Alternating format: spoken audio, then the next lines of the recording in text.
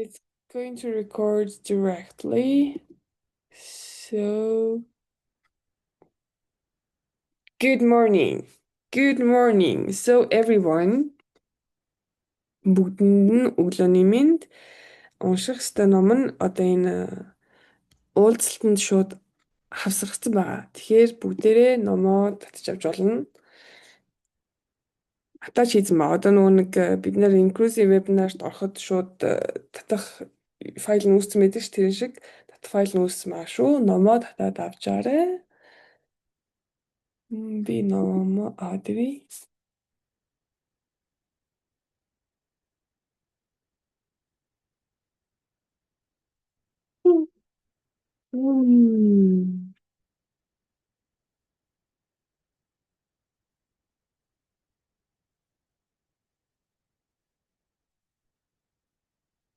All right, so we still have 5 minutes before we start. So see you after 5 minutes.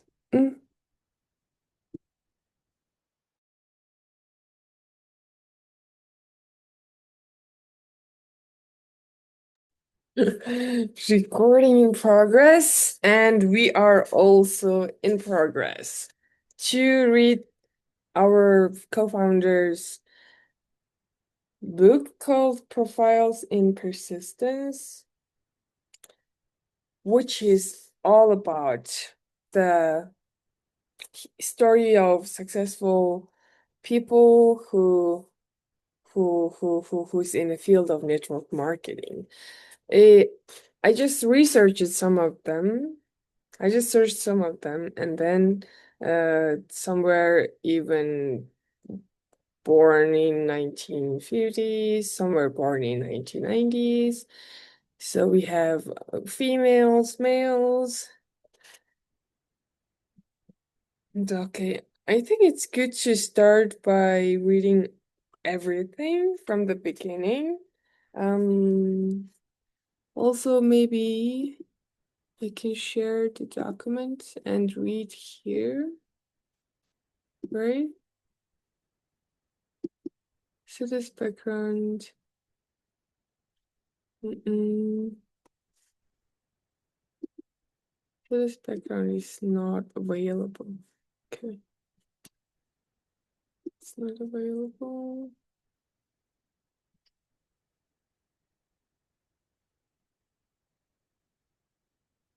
So yeah, we can see it here.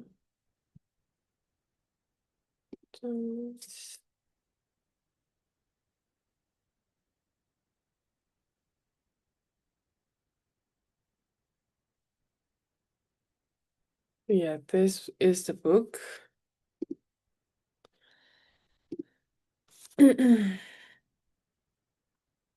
Good morning, everyone. So this is the book that we're going to read.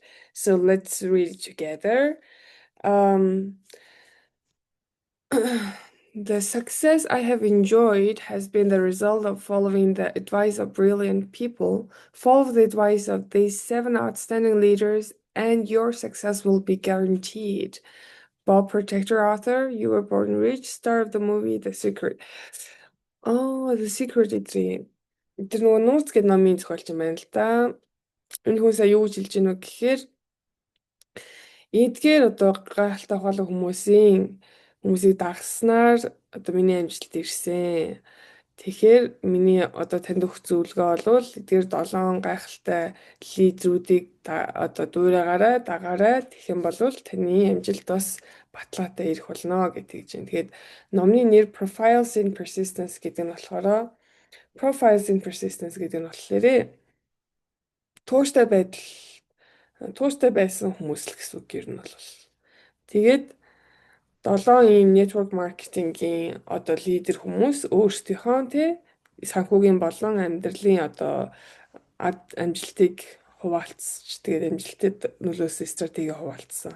Энэ түүхийг нь Майкл Хайлтсан захирал маань өөрөө яриулаад ном дээр буулгасан байх нь. За номны агуулга нь бол энэ 7 хүний ярилцлага тусдан 7 чаптер болгоод хамгийн сүүлд нь дүгнэлт тавиад дуусгаж байгаа. За Майкл Хайдсан маань болохоор энэ номноос гадна за ярих урлаг тий өөрийнхөө презентацийг хүнд хүргэх 7 чухал одоо түлхүүр.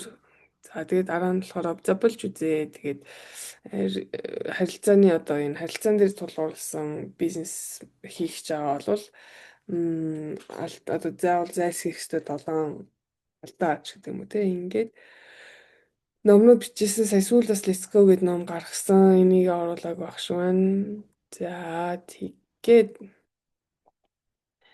за энэ дээр юу өмнөх үг нь уншчихъя. I'm grateful to continue to develop the talents and abilities to help so many people.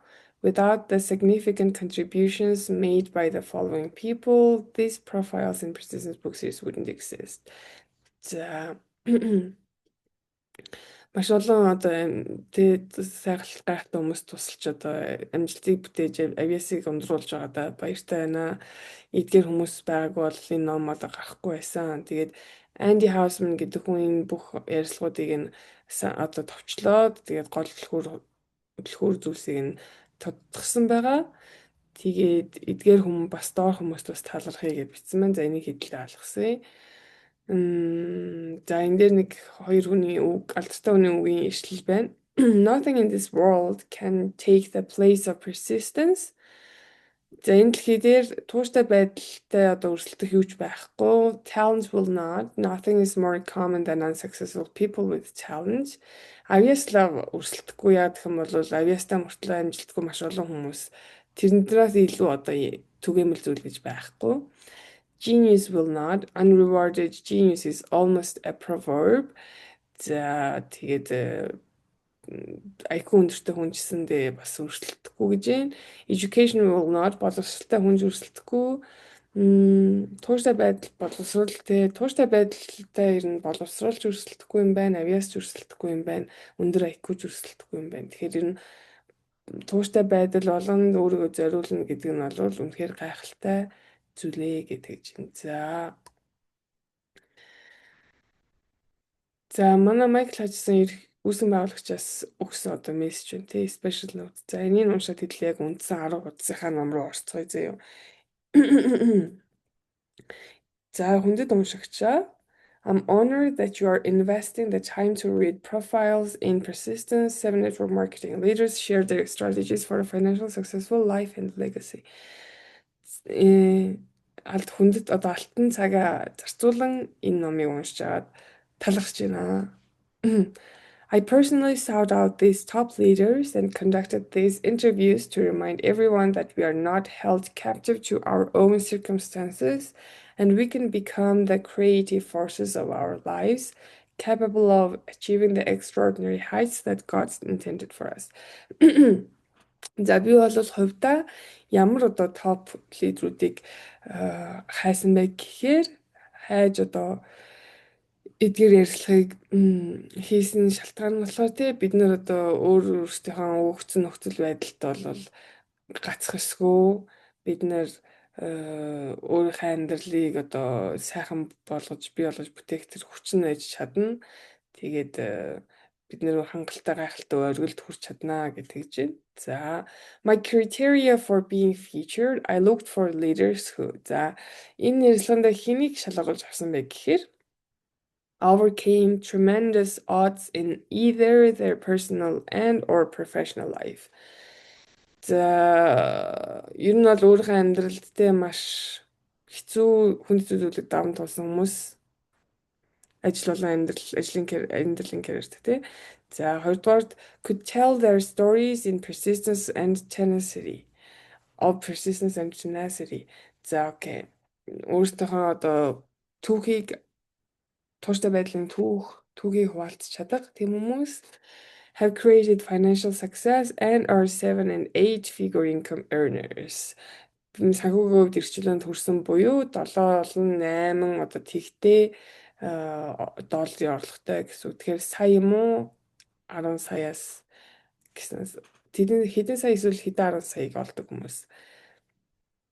За тэгээд өвөгч болон одоо бусдын амьдралд үнцэн бий болдог хүмүүс Тэгээд хамгийн гол нь манай хамгийн сүүлд нь are willing to promote the book to help my charity of choice Days for Girls International.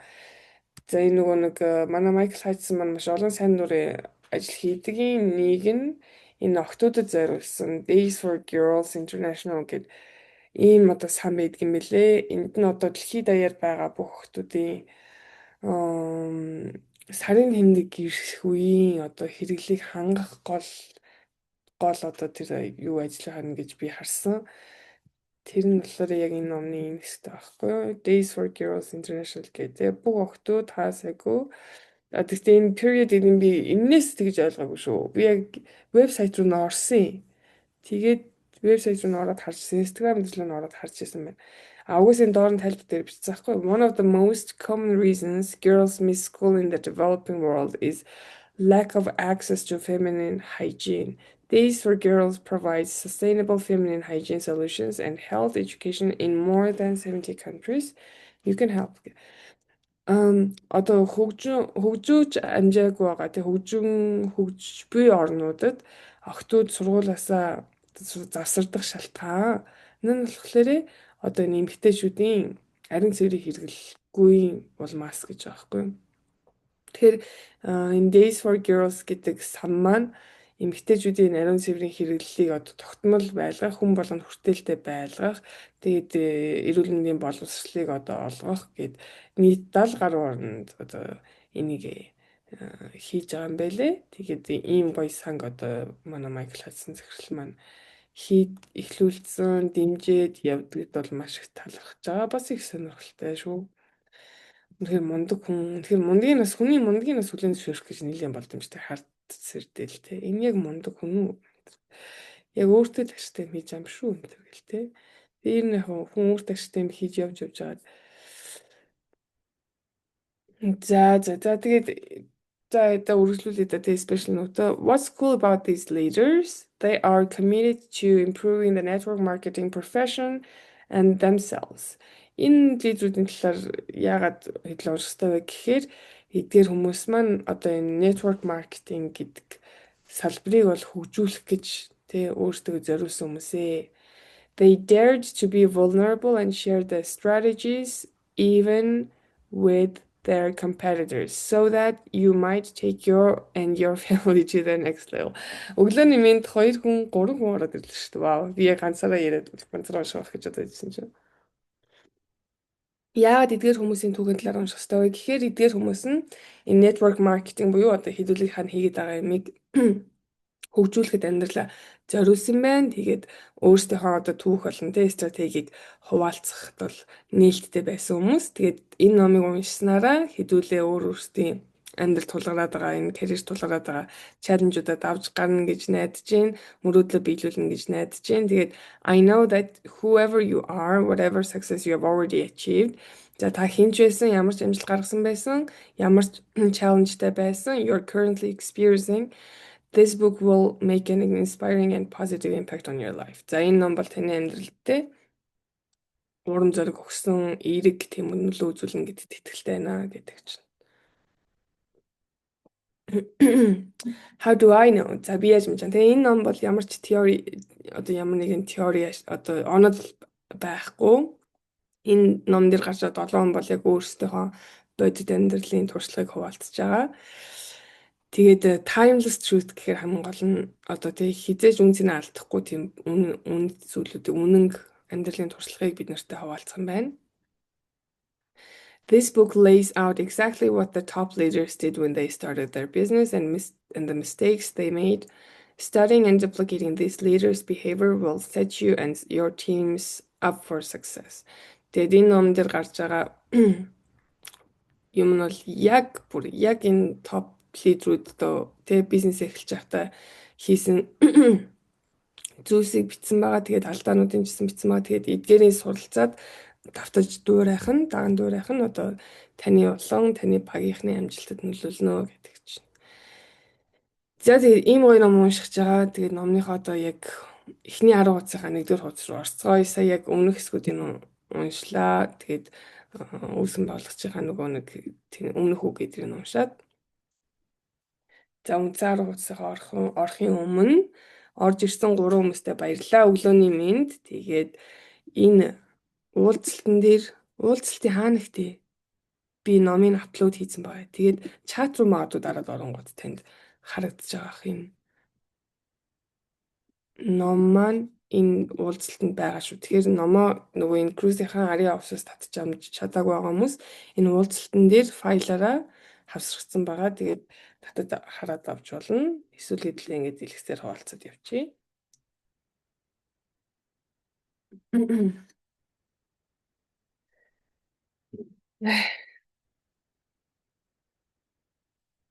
За хуудас 11-ээс chapter 1 миний хоолос сөгсөн зүгээр болохгүй юм байна. Лоны минь тарин жаал. Баярлаа. Хоолоо зүгээр болчвол. Чигш. Уншиж марах юм. Сүүд харсан тий. Би бас дөнгөж 10 минутын л өмнө сэрэл. Үгүй 5:45 болж байгаа сэрэл босоо шүү. Ингээд чаленж тавьж байгаа баярт босд юм байна шүү дээ. За эхэлцгээе. За эхний уулз явсан. Chapter 1 Jordan Adler. За Jordan Adler гэдэг хүн байна. Энэ хүн бол 1950-ад онд төгссөн нэлээ хүн байлээ. За to overcome fear, expand your dreams. Make your dreams so important and so rich that nothing will stop you from having them. Айцад аван туулахын тулд мөрөөдлөө том болгоо гэж. Тэгээд өөрийнхөө мөрөөдлийг таны мөрөөдлийг юу ч зогсоохоогүй тийм чухал, тийм баялаг болох ёстой гэдэг чинь. Eagle Distributor send out cards. За ийм beach money гэдэг өөрийнх нь хийжсэн юмнууд нь эдгээр 3 зүйлсэн байна. За ярилцлага эхэллээ. Michael Hutchison. My guest Jordan Adler has created a 7-figure income in his current network marketing enterprise, Send Out Cards. He has inspired and sponsored thousands of people to achieve remarkable success through network marketing. He is the author of the best-selling book Beach Money. He is a giver. Welcome, Jordan. I'm honored to be with you. За Майкл Хажсон маань юу гэж хэлж байна вэ гэхээр өнөөдрийн зочин Jordan Adler маань өөрийнхөө одоо network marketing ийм бизнес Send Out Cards гэдэг нэртэй юм. Одоо бидний энэ cruise гэдэг шиг тэрэндээ сая одоо 7-figure income буюу сая доллараас дээшээ одоо тийм орлого бүтээсэн байна. Тэгээд тэр маань энэ хүн маань одоо тийм мянган хүмүүсийг амжилтанд хүрэхэд одоо уран зориг өгж спонсор болсон байна. Тэгээд өөрийнхөө одоо Amazon дээр шилдэг номоор зарагдсан Beach Money гэдэг нэртэй номыг гаргасан. Тэгээ энэ хүн маань бол өгөгч хүн. Тэгээд тавтаа морилно танд одоо ирсэнд баярлаа гэж. Тэгээ Jordan, thank you Michael. За дахиад Michael Hudson маань I'm grateful that Sonia Stringer brought us together. She shared part of your background and I was excited to meet you in Las Vegas. I know you have come from humble beginnings. Tell us your story about your upbringing.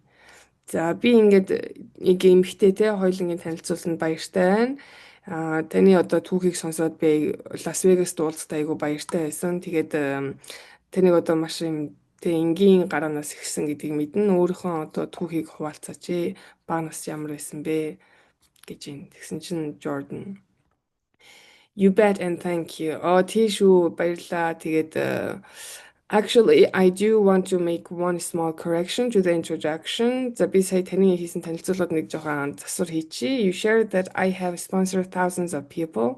Та намайг одоо мянган хүнийг спонсорлсон гэж хэллээ. I haven't sponsored thousands of people. I have sponsored an average of 2 to 3 distributors per month since I have been involved in the profession. Би мянган хүнийг спонсорлоогүй. Би одоо энэ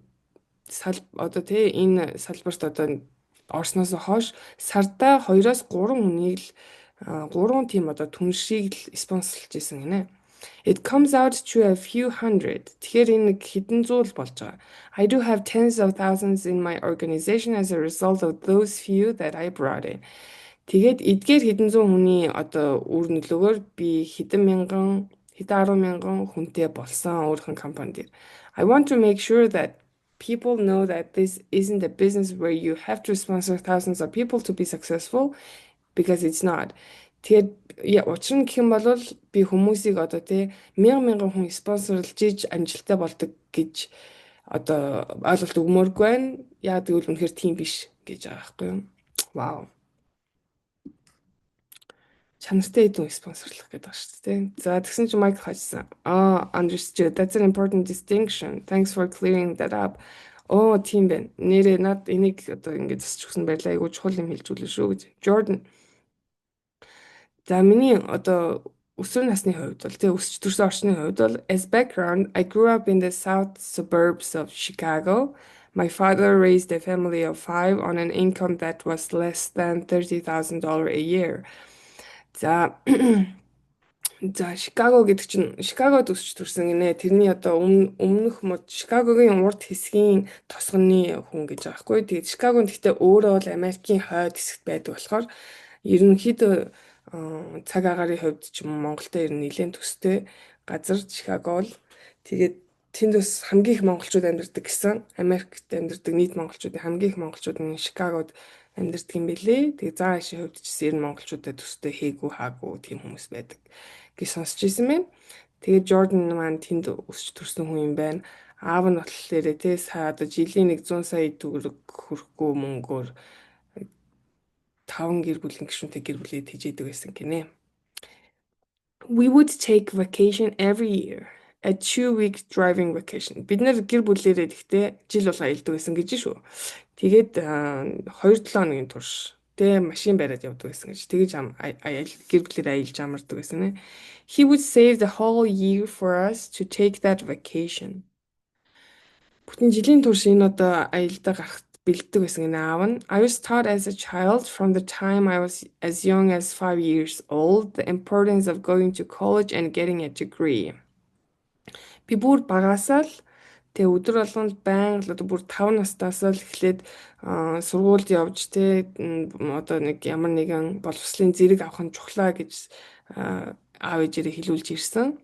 Тэгээ he saved his entire life for me and my 2 sisters to go to college for 1 year. Тэгээд аав маань одоо бүхэл амьдралынхаа туршдаа би болон манай хоёр эгчийг коллежд явуулах, коллеж 1 жил явуулах гэж одоо бүхэл амьдралаа туршижсэн. We were required to graduate, but we had to figure out how to come up with the money to pay for the remaining 3 years if we were going to get a 4-year degree. Бид одоо тэ сургуулаа төгсөх ёстой, коллежид төгсөх ёстой байсан. Гэхдээ аав нь эхний 1 жилийн төлбөрийг л төлж чадсан учраас үлдсэн 3 жилийн төлбөрөө хэрхэн төлөх вэ гэдгийг одоо учрыг нь олох ёстой болсон гэдэг чинь. Тэгжиж нөгөө бакалаврын зэрэг аав тий. I worked little odd jobs in high school. I sold dogs at Puppy Palace and I worked at the Marshall Fields in inventory. За би 10 жил тахаас л тий жоохон сонь ажлууд хийдсэн. Одоо нохоо зарах тэгээд ямар нэг агуулгад ажиллах ч гэдэг юм тий. I wanted to go out of state for college but didn't have the money to do that. So I went to the University of Illinois. I didn't have a clue what I wanted to do for a living. I chose landscape architecture because I met a guy that was a cool dude who invited me to his studio гэнэ. За би ингээд ерөөхдөө одоо юу гэдэг нь тий өөрийнхөө мужаас гарч өөр коллежид очимоор байсан ч гэсэндээ тийм мөнгө байгаагүй. Тэгэхээр би ингээд Illinois их сургууль руу орсон. Тэгээд би одоо амьдралдаа юу хийж амьдрахаа ерөөсөө юу ч ямар ч тийм одоо санаа байхгүй ойлголт байхгүй байсан. Тэгээд би ингээд landscape architecture гэхээр гадаах тогтчлтын одоо архитектор гэх юм уу те одоо энэ цэцэрлэгт хүрээлэн энэ хүрээлэн паркууд эсвэл одоо ямар нэг байшингуудын гаднах цэцэрлэгийн тим архитектор гэсэн мэргэжил байдаг юм билээ. Манай нэг баристаны цагийн мэргэжилтэй тэгсэн чинь сонирхолтой энэ хүн мэргэжилтэй юм байна. За тэгээд тэгсэн чинь тэр мэргэжлийг сонгочод байжсэн чинь нэг аюу нэг гоё залуутай танилцсан гинэ. Тэгээ өөрийнхөө студ руу үрсэн гэн тэр нь. There were a lot of pretty girls around. Аюу олон хөөрхөн охтууд Frisbee in the Country Yard гэдэг дуу тоглоод ингэ байжсэн мэн тэр студ дээр нь. Тэгэл мань хүн мэрэгчлээ сонгоцсон гинэ. I got my college degree, then moved with a guitar, suitcase, and $250 to Arizona. За ямар ч хэлсэн маань хүн ингээд ажил хийгээд 4 жил коллежид төгссөн байна. Тэнгүүтлээ гитараа аваад, цүнхээ аваад $250-тай Arizona гээд өөр мужид руу нүүжээ. I had a friend there, an ex-girlfriend that had a little apartment. Надад нэг найз байсан. Тэгээд тэр нь болохоор өөрийнх нь өмнө үргэлжлэжсэн охин юм байна. Тэгээд жоохон ийм өөр ингэсэн нэг орон сууцтай байсан байна. Plus, there was a lot of building going on in the early 80s, so I went out to Arizona to practice landscape architecture. Дээрэс нь тэнд бас айгүйх 1980-ад онд те баригдчихсэн барилгууд байсан. Тэгээд би Аризона руу яг өөрийнхөө мэргэжил буюу тэр одоо landscape architecture гэдэг юм дадлага хийх гэж явсан. I got a job renting roller skates and a job at the gym and then eventually a job drafting. All during this time I had the spark of wanting to be an entrepreneur. I don't know where it came from. Тэгээд тийшээ тэргээ дадлага хийх гэж явсан боловч тэ энэ нөгөө нэг скейт дугуйтай скейт түрээсэлдэг ажил ч юм уу эсвэл нэг фитнес клуб дээр нэг ажил ч юм уу тэгээд иймэрхүү ажлууд олж аваад байсан. Тэнгүүтээ яг энэ бүх хугацааны турш болвол яг ингээ бизнес эрхлэгчтэй entrepreneur болох одоо тийм нэг юм хүсэл ингээд нэг spark хийж орж ирсэн л байна л тэ. Тэгээ хаанаас орж ирснийг мэдэхгүй гинэ. I remember at the garage sale in Chicago when I was home from college one year, I saw a book called The 10 Market Presentations by Don Failla. Today it's called The 45-Second Presentation. The book is still around, the same book. Би ингээд Шикагод нөгөө нэг сургууль дээр нэг жил байж ахта энэ гаражийн одоо хяналттай худалдаа авалтнаас нэг ном харсан юм байна. Тэр нь болохоор 10 Market Presentation 10 за ямар ч нэг юм ном байсан байна тэгээ. Тэгээ тэр нь аль түүнийг баг хахад л алдартай байсан одоо ч алдартай байгаа гинэ. I bought that book for a quarter at a garage sale. Үндсүүнийхэн 4/1-ээр ингээ хяналттай худалдаа авалтаас авсан гэж юм. Тэгсэн чинь it inspired me in the sense that I was introduced to the ideas of leverage, getting paid off the work of other people and earning residual income. За энэ ном нь түүнийг одоо юунд одоо урам зориг өгсөн бэ, шин санаа өгсөн бэ гэхээр одоо илүү их мөнгө одоо олох тий одоо мөнгө одоо цааш нь ингэж дамжуулж одоо ашиг олох юу leverage-ийг юу гэж тайлбарламаар юм дээ. Leverage гэдэг бол тий одоо ямар нэг юмыг одоо би нэг байр аваад тэр байраа айгуу гоёдсон гутаа дахиад үнэтэй илүү зарах ч гэдэг юм нэг иймэрхүү бизнесийн leverage гэдэг ойлголтойгоо тэнгүүдээ бусад хүмүүсийн хийсэн хөдөлмөрөөс одоо цалинжих гэдэг ойлголттой бас энэ ном маань хүнд танилцуулсан гинэ. Тэгээд нөгөө residual income гэхээр хэдүүлгийнх нөгөө нэг одоо борооны тусал гэж яриад байдаг шүү дээ. Тэр мөрөн шиг ийм өөрөө итгэхгүй байсан ч одоо орж ирж идэг ийм орлогуудтай танилцсан гинэ. Энэ номных нэр нь болохоор The 45-Second Presentation гэдэг одоо хүртэл байгаа юм байна. Энэ вебсайтаар ороод үзэж болох байх.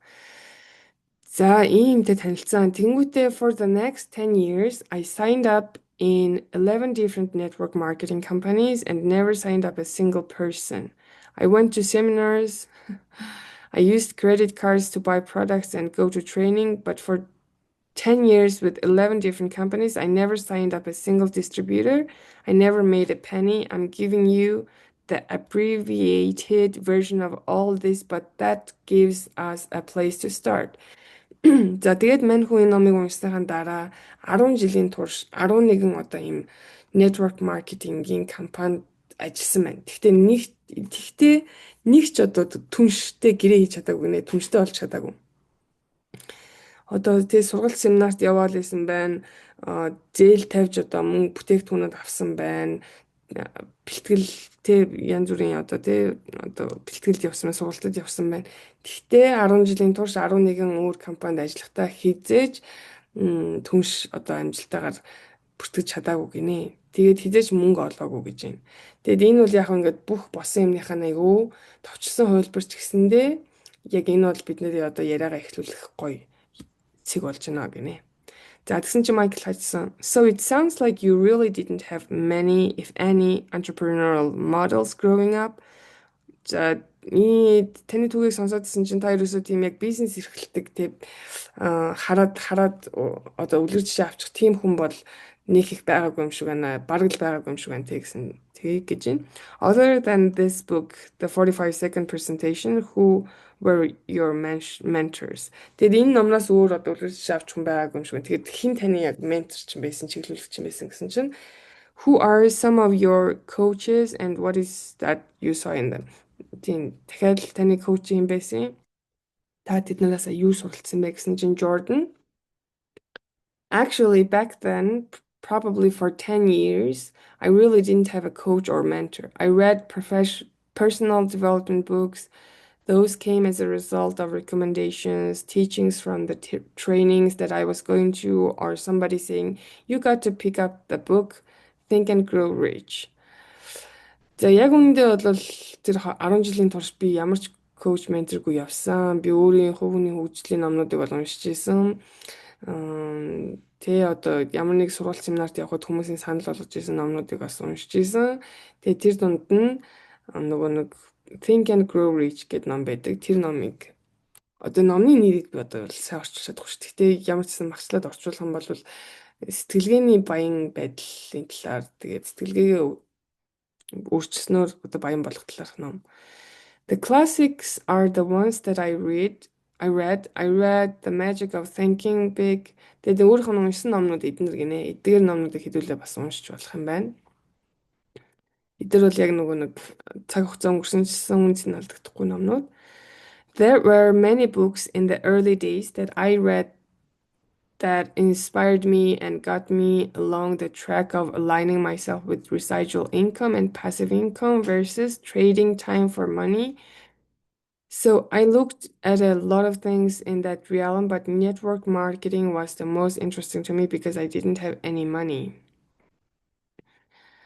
За ямар ч хэлсэн нөгөө нэг энэ бидний хүсэж байгаа тийм энэ одоо орлого тэгээд ингээд орлого олох одоо цаг хугацаагаа мөнгөөр худалдахгүй гэж аахгүй. Trading time for money буюу цаг хугацаагаа мөнгөөр худалдахгүй буюу бүтэн цагийн ажил хийхгүй л гэсэн үг. Одоо нэг цагийнхаа хөлсийг тэд гэж үнэлүүлж ажиллахгүйгээр мөнгө олох боломж байдгаа гэдгийг энэ номнууд нь одоо өөртөө танилцуулсан. Тэгээд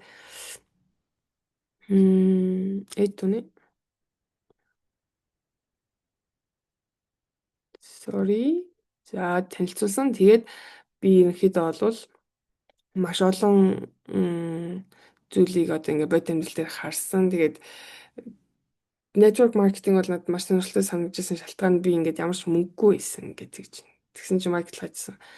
What was the defining reason for becoming an entrepreneur and part of the network marketing profession? За тэгээд таны яг хамгийн эцсийн одоо энэ манай салбарт орж ирэх учир шалтгаан тэгээ бизнес эрхлэж болох учир шалтгаан юу байсан бэ гэсэн чинь Jordan, well, the reason I chose network marketing was because it's the perfect profession for someone with little to no money. За би network marketing сонгосон шалтгаан нь бол энэ бол одоо хин мөнгөгүй ч юм уу эсвэл маш бага мөнгөтэй хин нэгэнд бол төгс одоо мэргэжил гинэ. And someone who has the time and the hunger. Тэгтээ мөнгөгүй ч гэсэн цаг хугацаа байгаад байдаг, өсөглөн байгаад байдаг тийм хүмүүст бол төгс мэргэжлээ. Одоо карьера. Because most traditional business cost on the low and $20,000 to $200,000 on the high end to start. Учир нь ихэнх одоо уламжлалт бизнесүүд бол зөвхөн эхлэх гэж л хамгийн бага $20,000 буюу те 100 хүрэхгүй сая төгрөг 60-70 сая төгрөг хамгийн ихтэй $200,000 буюу одоо 600-700 сая төгрөг одоо шаардлагатай байдаг. I didn't have the borrowing power. Надад тийм хүнээс мөнгө зээлэх хүч бол байгаагүй. I didn't have the confidence. Надад өөртөө итгэл бас байгаагүй гэж байна. Network marketing taught me the skills and helped me build the confidence that I needed to be successful.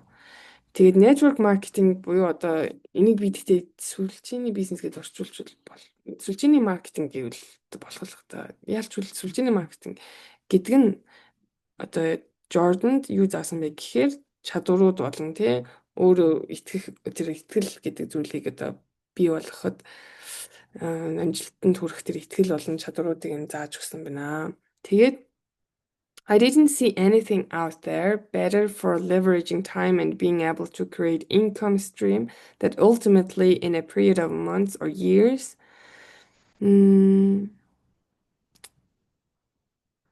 would pay me whether I went to work or not, and I liked that whole concept.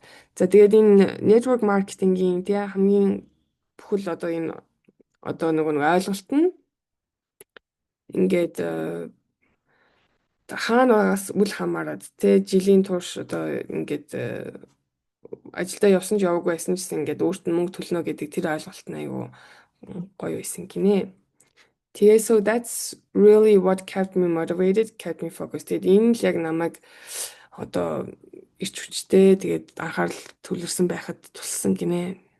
Тэгээд дахиад нэг үйлдэл шиг. I didn't see anything out there better for leveraging time and being able to create income stream that ultimately in a period of months or years would pay me whether I went to work or not. And I liked that whole concept. За хамгийн чухал одоо нөгөө нэг шалтгаан нь тий network marketing нэгдэх шалтгаан нь цаг хугацааны хувьд болон орлогын хувьд тэгээ одоо хэдэн сарын турш ч юм уу эсвэл хэдэн жилийн турш одоо мань хүн өөрөө ажилдаа явахгүй байсан гэсэн мөнгө төлжил байх, сайжирж байх гэдэг тэр концепт тэр ойлголт нь одоо хамгийн чухал байсан гэж network marketing нэгтгэд тий. Although, if you look at my track record, I wasn't really focused. I mean, I would get involved in a company and I would invite a couple of other people to take a look at what I was doing and then they would shut me down. Тэгэхдээ одоо if you look гэхдээ та одоо миний ингээд юу одоо тий ажлын түүхийг харах юм бол би бас тийм амар төвлөрөөгүй байсан. Би ингээ ажиллаа хийж байгаа ч гэсэндээ би нэг хідэн хүн урьдчаал тэгэл байж ирсэн. Тэгээ тэр хүмүүс маань зүгээр л үгүй гэж хэлээл явдаг байсан. They were negative, сүрэг байсан.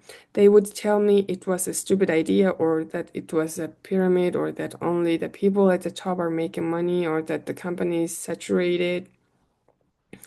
Та бас л хүмүүс илтгэх хийсэн байна те. Хүмүүс ингээд шал балаа юм хийгээд ахын юун сүлжээнд орцсон. Наа чи эхэлж орсон хүмүүс нь л мөнгө олдгийн гэдэг ч юм уу те. Энэ компани яриад энэ дүү худлаа үлгэр юм яриад байна. I heard it all. Би эдгээр бүгдийн сонссон. 2 or 3 comments like that would shut me down and then I would quit. Иймэрхүү одоо сэтгэл 2 3 үнээс ирэхэд л би шууд тэлэр унаал ингээд гардаг болдог байсан. I did that over and over and over again for 10 years in 11 companies. Тэгэд би яг ийм байдлаар 10 жилийн турш 11 компаниас гараал ороод явсан. Then in 1992, I joined my 12th company. Тэгээд 1992 онд 12 дахь компанитайгаа учирсан. They say that when opportunity and preparation collide, things start to happen. I had been preparing for years. Хүмүүс ярьдаг штэ тэгээ боломж бол бэлтгэлтэй байх үед ирдэг. Тэгээд тэр хоёр одоо боломж болон бэлтгэл хоёр нэгдсэн байхад одоо яг жинхэнэ одоо юмнууд эхэлтэгэ. Тэгээд би хэдэн жилийн турш одоо бэлтэж явсан гэдэг. People ask me all the time, what caused you to stick with it? Хүмүүс ингээд яагаад энтэйгээ ингээд үлдсэн бэ гэж асуудаг. Most people have one failure and they quit. They never go back and they use it as a reason not to go back. Ихэнх хүмүүсийн хувьд бол ингээд алдаад тэгээд гараад хайчингуудаа эргэж юусоо тэн рүүгээ очтгүй. Яа гэх юм бол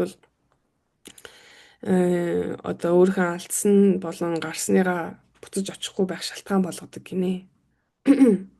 I kept bouncing back and quite frankly hot, I don't know why. Би бол яг эргээл ингээл тэгээд network marketing адилхан төрлийн гэхдээ өөр компаниудын бизнес рүү эргэж бол хийгээлсэн. Тэгээд яагаад юм мэдэхгүй. I know that I would see something that got me excited and I would chase it. Би ямар ч гэсэн нэг надад таалагдах юм гарч ирээд би тэрний хараас явна гэдгээл мэдээд исэн. For whatever reason, I kept going back, kept going to the training programs, kept reading books, kept listening to cassette tapes every day, and believing in the dream. Би тэгэл ямар ч гэсэн бэлтгэлүүдэд явж исэн, номнууд уншсан.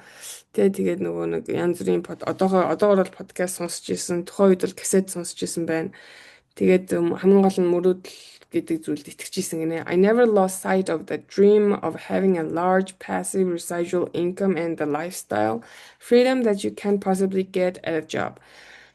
Би яг зүгээр ажил хийгээд олж болохгүй тэр амьдралын хэм маяг, тэр орлого, тэр маш их хэмжээний мөнгө одоо эрхчлөө гэдэг тэ болох гэсэн мөрөөдлөөсөө бол хизээч ерөөсөө шантраагүй.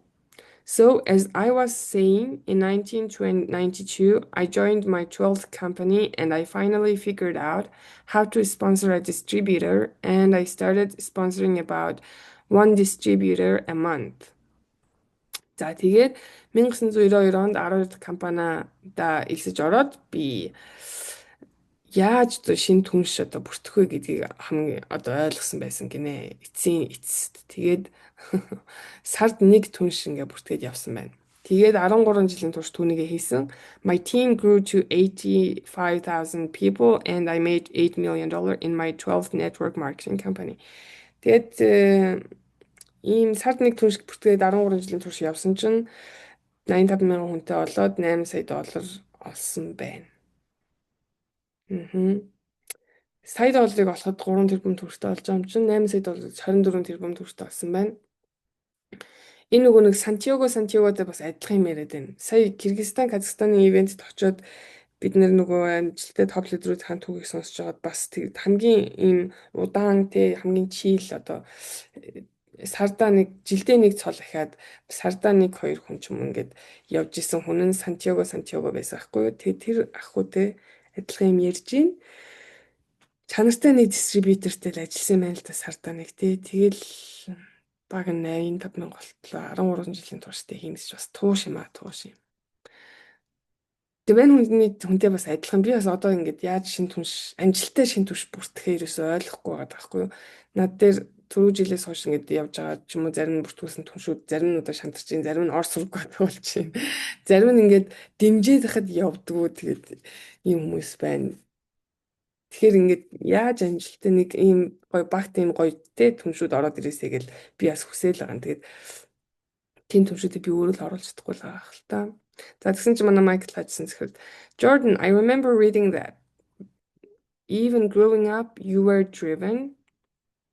I remember reading that one day you wrote, I'm going to prove that I'm worth being on the team.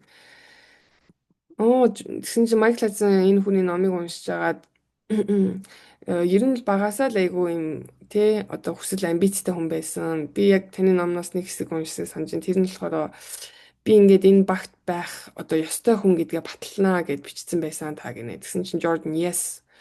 Тэгсэн чинь Michael хажсан. Is there a greater purpose inside Jordan Adler? What drives you and how would you describe it? Michael хажсан. Танд одоо илүү тий гайхалтай зорилго байна уу? Тэгээ саяны энэ мөнгө олж ирчихлүүдэ байхаас гадна. Тэгээд таныг одоо юу тэр зорилго руу чинь нөхтөлдөг үү? Яаж энийг тодорхойлох вэ гэсэн чинь Jordan. Well, I have heard it said that when you are somewhere between the ages of 5 and 8 years old, something happens to you. That something happens to everyone, and whatever it is, you make a decision, you make a choice, and it's unconscious. You say something about yourself, and that drives you for the rest of your life. За энэ хүртэл орчвол. За хүн нэг 5-8 насны хооронд ямар нэгэн болдог гинэ хүнд. Тэгээд ямар нэг юм хүн болгонд болж байгаа. Тэгээд тэр нь юу ч байлаа гэсэн та ингээд тэрнээс хамааралтай шийдвэр гаргадаг гэж байхгүй. Тэнгүүтээ тэр гаргасан шийдвэр болон сонголт чинь нөгөө юм далд ухамсараараа хийгдэж байгаа.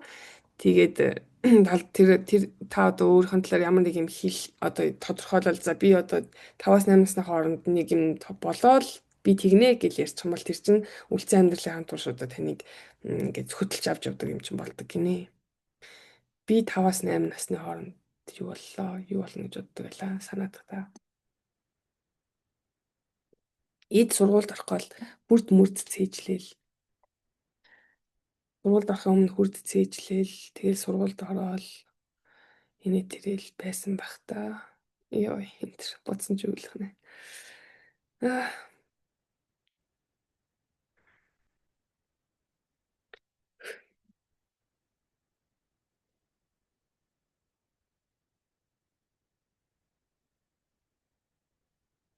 I remember ёо баг насныханд орсон ч утчих өглөх. Oh my gosh. Ah,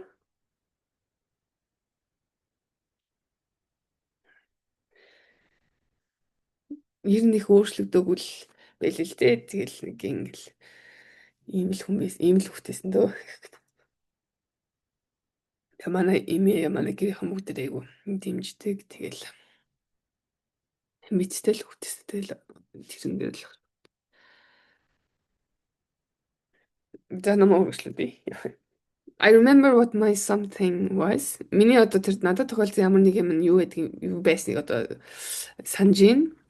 Тэгээ би 7 настай байсан. You know how they always pick teams where there are two team captains and then one team captain picks this kid and then the next team captain picks this one and they go back and forth, back and forth, back and forth.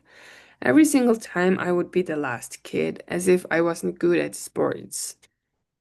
Яг 7 настай байхад энэ Jordan гэдэг хүнийг тэ одоо ингээд нөгөө 10 жил тийм хоёр баг болоод тэгээ багийн ахлагч нар ингээд багаасаа хүүхдүүдээ сонгоод тэр ингээд явдаг шүү дээ. Тэнгүүд би бол хамгийн сүүлд сонгогддог хүүхэд байсан гинэ.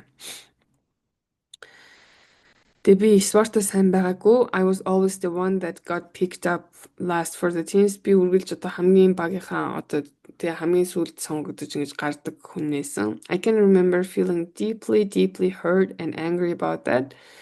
Яг тэр бол одоо тэгэхэд надад айгүй юм өвдөлттэй тэгээ уур хүрмээр тийм айгүй хүнд мэдрэмж төрж исэн. Нэ санжин гинэ. I asked myself why. When I was 19, тэгээ өөрөөсөө яагаад ч асуусан. When I was 19 to 21 years old, I started to define the focus of that experience. Тэгээ би хожим нь 19-с одоо энэ чинь 7 настай болох нь болж байсан шүү дээ. 19-с 21 насныхаа хооронд тэр одоо өөртөө авсан одоо энэ гадуурхалтын ч юм уу тий хамгийн сүүл сонгогддог гэсэн туршлагаа жоохон тодорхойлж эхэлсэн гинэ. Тэгээд шийдсэн байна. I decided I'm going to be the one building the teams and I'm going to let everyone be on my team. Тэгээд мань хүн шийдэхдээ болохоор би өөрөө ингээд баг барина. Тэгэнгүүтээ би хүн болгоныг өөрийнхөө багт байлгана гэж тэгсэн байна. Тэгсэн чинь Mike House, that's cool. Yes, that's very cool. That didn't happen when I was 7 or 8. Тэгэд мань хүн болохоор уяасан гоё гэсэн чи харин тийм. Гэтэ би бол миний одоо саний хүссэн зүйлүүд надад 7-оос 8 настай байхад бол тохиолдоогүй гэж. Гэсэн чи Michael хайцсан. I don't think it's yours or my nature to dwell on the negative, but what were some of the other obstacles that you had to overcome as it relates to the 11 companies? Michael Hudson хэлэхдээ за ингээд ямар нэг сүрэг юм дээр одоо тий төвлөрдөг нь одоо миний болон чиний одоо онцлог юм уу мэдэхгүй байна тий. Гэхдээ ямар ч байсан нөгөө нэг 11 компанитай холбоотой ямар нэг хэцүү зүйлс байсан уу, давж тулах юм байсан уу гэдээ асууж байна. Гэсэн чинь well, a couple of the companies went away. Зарим компани алга болсон. They went out of business. One of them was a nutritional company, and one of the guys who founded the company died, and I was with the company at that time. They shut everything down. Зарим нь болохоор ийм тэр хоол хүнсний бэлтгэлийн компани байсан юм байна. Тэгээд үүсэн байгуулсан өнгөрцсөн. Тэгээд яг үүсэн байгуулсан өнгөрснөөс болоод бүх юм хааж ахт нь бас байсан гинэ. There was another company that offered discount travel that shut down and I had never done anything. Бас нэг хямдралтай аяллаа компани байсан. Тэгээд тэр бас хаагдсан. Би тэрийг бол юу ч хийж чадаагүй. I mean, I got started. I went to a couple of meetings and then within a couple of months that company shut down. ороод нэг хэдэн уулзалтад яваад байжсэн чинь л ерөөсөө хэдхэн сарын дотор тэр компани хаагдчихсан гинэ. There are hundreds and hundreds of companies that start every year, and there are hundreds and hundreds of companies that shut down, and I happen to be in a couple of those. That was two out of the 11 companies. Тэгээд ерөнхийдөө л угаасаа жил болгоно л 100 компаниуд нэгд 100 компаниуд хаагдж байгаа. Би зүгээр л тэдний одоо нэг хитгэнд нь л байсан гэсэн үг. Тэгээ миний одоо нөгөө төлхөөцөө 11 компани хоёр нь ийм байлаа гэж байна. And then there was one really crazy experience. I signed up for a 3D camera company.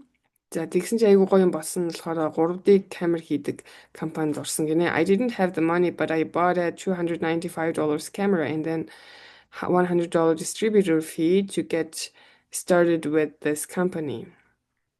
Би ингээд $295 камерыг авснаа.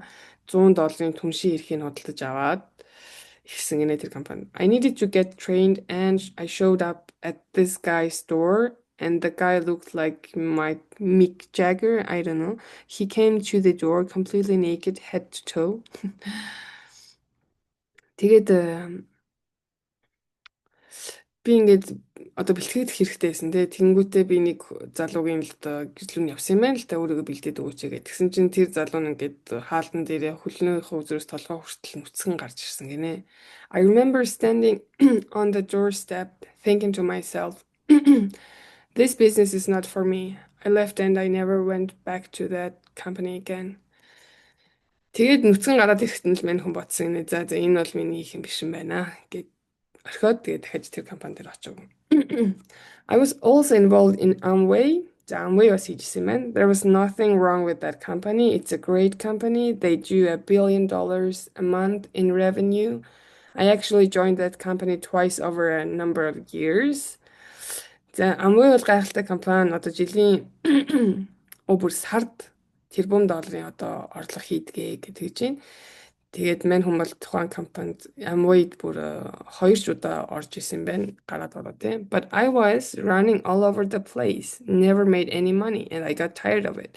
Гэтэ би ингээд 2 удаа орсон гэсэн огт мөнгө олоогүй. Тэгээд бид ядарсан. Бүх юм л хийж уулна үдсэн. On top of that, there was one point where my car broke down. It was an old Mustang and I didn't have the money to fix it. За тэгээд энэ бүгд ч яг уу тэгсэн чинь миний машин ингээ эвдрээд би нэг хөшин Mustangтай жаад засах мөнгөгүй байсан гинэ. I tried to fix it myself and I blew something up by putting the alternator in backwards and the car was sitting on the street for 2 years and I took the bus to work. Өөрөө янзлах гэж оролдоод ямар нэг юм эвдэл хайцсан юм байна. Тэгээд нөгөө машин нь ингээд зам дээр 2 жилийн турш гацаад өөрөө автобусаар ажилдаа явдаг гэсэн нэ. That was challenging. Back then it wasn't like it is today. We didn't have computers and cell phones. You weren't wired in. And so you had to go and meet with people. It was very challenging to build a business with no car. Одоо тэр үед одооных шиг утас компьютер гээд шууд хүнтэй холбогдож болдгоо байсан. Тийм болохоор ингээл өөрөө яваад хүмүүстэй уулзах хэрэгтэй байдаг байсан. Тэгээд машингүй би тэр бизнесийг хийнэ гэдэг бол аюу хэцүү байсан. I'm explaining a lot of outside circumstances that I used as excuses why I shouldn't be with a business. Яг одоо тий гаднах хүчин зүйлүүдийн талаар би айгүй яриад байна шүү тий одоо л гэж. And really the thing that was a major turning point for me was when I started to take 100% responsibility for my mindset and my focus and not blaming it on some set of circumstances.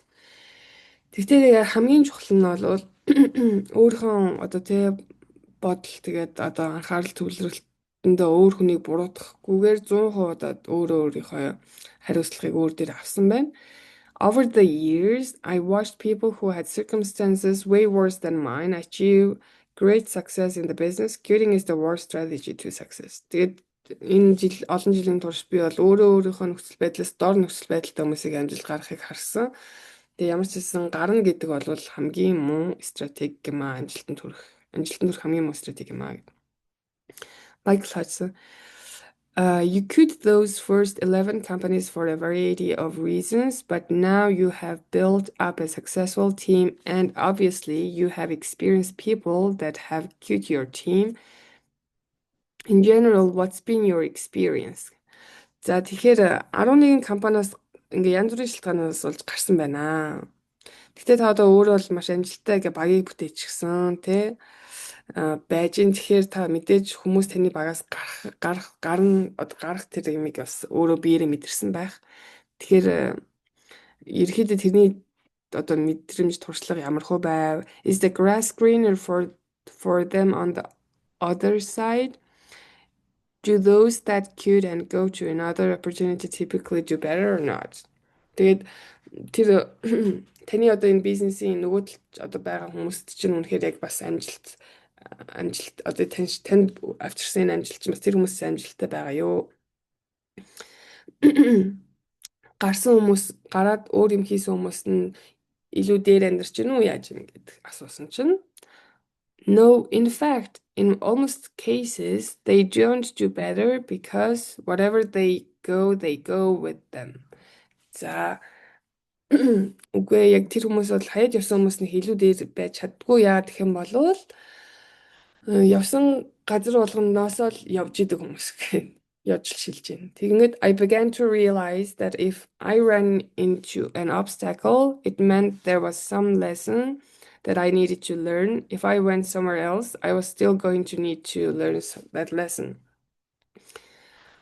За ингээд ямар нэгэн хэцүү юмтай тулгарх юм болов миний одоо суралцах ёстой нэг юм байсан байна, нэг сургамж байсан байна л гэж би ойлгосон. Тэгэхээр би одоо өөр тийш явах юм бол бас л ингээл ямар нэг сургамж сурах хэрэгтэй болно. Most people view network marketing as some kind of lottery. Ихэнх хүмүүс энэ сүлжээний маркетингийн бизнесийг одоо хонжихтой адилхан боддог. They ask the wrong questions like what's the history of the company? Has it had growth in the past year? Айгу буруу асуултууд асууж эхэлдэг гэнэ хүмүүс. Энэ компани чинь түүх юу юм те? Өнгөрсөн жилд өсөлттэй байсан юм уу? Who's making money? Хэн мөнгө олоод байгаа юм те? Төрүүлж орсон хүмүүс мөнгө олоод байгаа мó юм.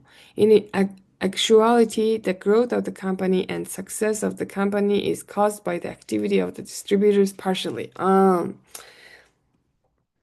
Яг үүндээ олвол тухайн компанийн өсөлт, амжилт болвол одоо ихэнх хувьд partially гэдэг нь зүгээр ер нь хэсэгчлэн энэ нөгөө нэг түншүүдийн хийж байгаа ажлаас түншүүдээс хамаардаг гэж аахгүй юу. Энийг би бас сая Кыргызстан, Казахстаны, Японы нөгөө нэг ивэнтүүд очиод яг ойлгосон.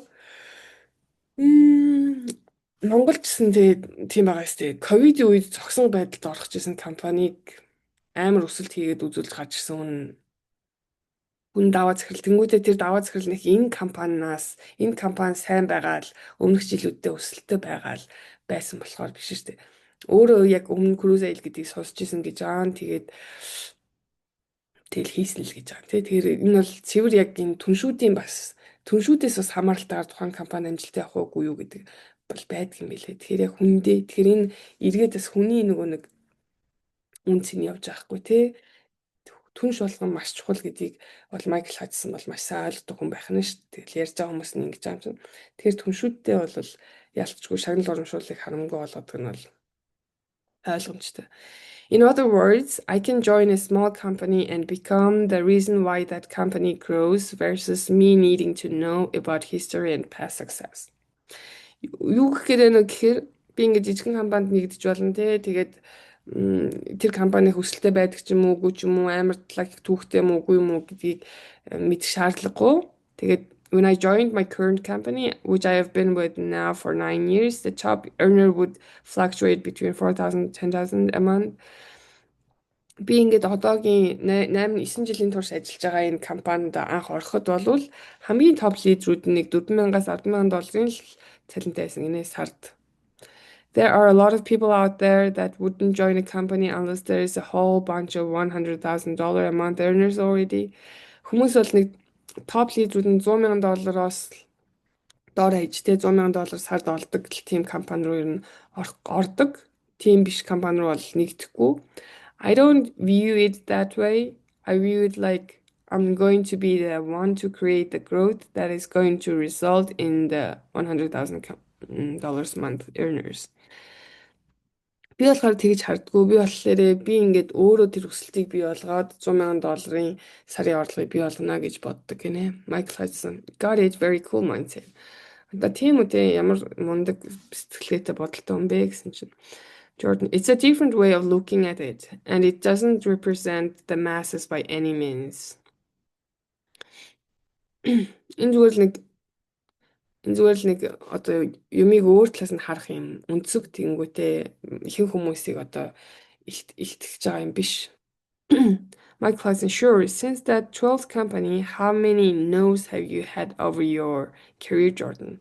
За та 12 дахь компанид нэгдэж орсноос хойш хичнээн удаа үгүй гэж одоо хариулт авсан бэ гэсэн чи мань хүн well I mean obviously thousands гэж аах. Мэдээж хэдэн мянгаыг авсан гэдэг чи. Тэгээ номныхоо хуудсыг хараадах яа. 20 дээр явж байна. Хэдүүлээ 11-ээс эхэлсэн. Одоо сүүлийн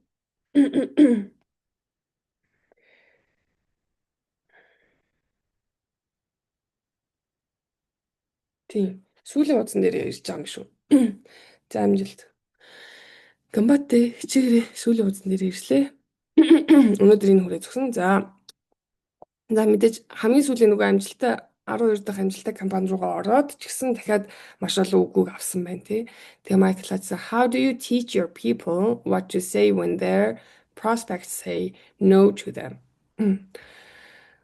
За та хүмүүстэй яаж одоо үгүйгсээ хариулт авсныхаа дараа юу гэж хэлгэж зааж өгдөг вэ гинэ. Энд дээр нэг англиэн дээр нэг юм prospect гэж байгаа зэн Michael Hudson-ы энэ prospect гэдэг нөгөө нэг Иесус Христ ч юм уу одоо нөгөө Мухаммед гэдэг нөгөө нэг муслимын шашны хүмүүс ч гэдэг юм уу тэднэрт бол энэ prospect гэдэг ойлголт бүр амар байдаг. Би зүгээр тэр шашнуудын талаар уншиж байгаад энэ prospect гэдэг үгтэд анх тулгарч ирсэн. Буддизмд бол энэ prospect гэдэг үг бол гарч ирдэг шүү дээ. Энэ нь юу гэсэн үг вэ гэхээр prospect гэхээр одоо бидний харуул одоо энэ бидний хайгаад байдаг нэг гişүүн түншлэхгүй одоо тэгэхээр ерөнхийдөө бидний одоо энэ ярьж өгж байгаа юмыг ойлгож хүлээж аваад цааш нь дамжуулж явах чадвартай хүмүүсийг prospect гэдэг. Тэгэхээр шашинд бол энэ ойлголт бүр амар хүчтэй байдаг. Тэгэд магадгүй энэ Кристийн ч юм уу муслимын шашинтай хүмүүсийн хувьд энэ prospect ч юм уу эсвэл network marketing гэдэг бизнес бол нэг тийм юм сонир зүйл биш байгаад байхгүй тий. Одоо би яг инхээр Казахстаны 11 бүхэлдээ 11 board төрж байгаа тэр том баг Казахстан төрж байгаа шалтгаан бас магадгүй муслим шашинтай холбоотой юм болов уу гэж бас бодсон.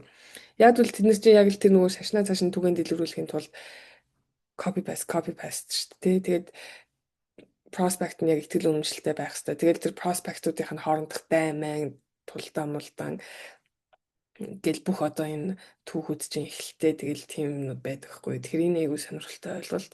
Тэгээ энэ network marketing буюу одоо энэ inclusive-тэй учирсан сошиал би бас энэ prospect гэдэг үгийг айгүй их олон сонсоод байгаа.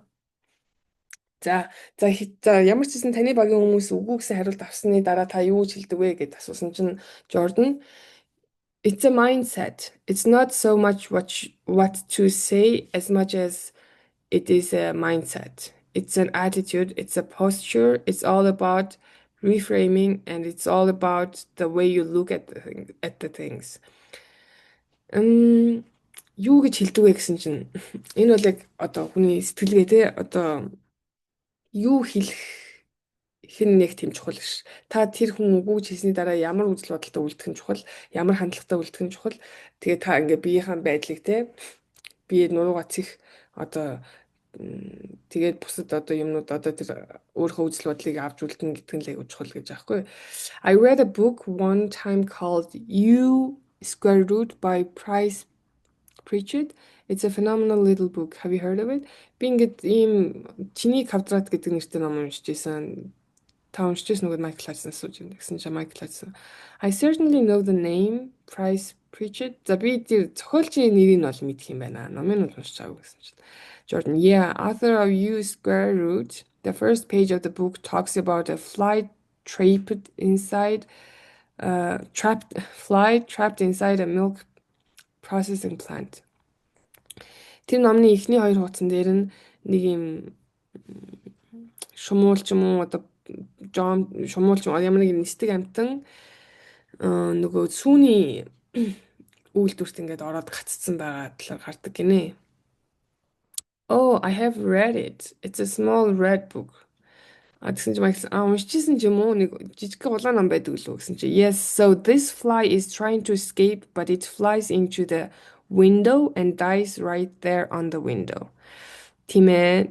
Тэр нөгөө нисдэг амтан ингээд зүхтгаж жагаад цонх руу ингээд яг нисдэг тэнгүүтлээ яг цонхон дээр үхдэг гинэ. The thing is, there is a wide open door 10 feet away. All the fly had to do was refocus and fly in another direction and it could have effortlessly flown to freedom. Цонхон дээр үхсэнтэй. Тэгсэн чинь уул нэг жоохон зайнд л нөгөө хаалга нь ингээд маш том онгорхой байгаа. Тэгээд тэр нисчихсэн азгүй амтаа одоо зүгээр л жоохон анхаарлаа дахиж төвлөрүүлээд те өөр чиглэл ниссэн болвол эрх чөлөөлөө гарах байсан юм аа. The moral, one direction leads to death, the other direction leads to freedom. It all has to do with what you are focusing on.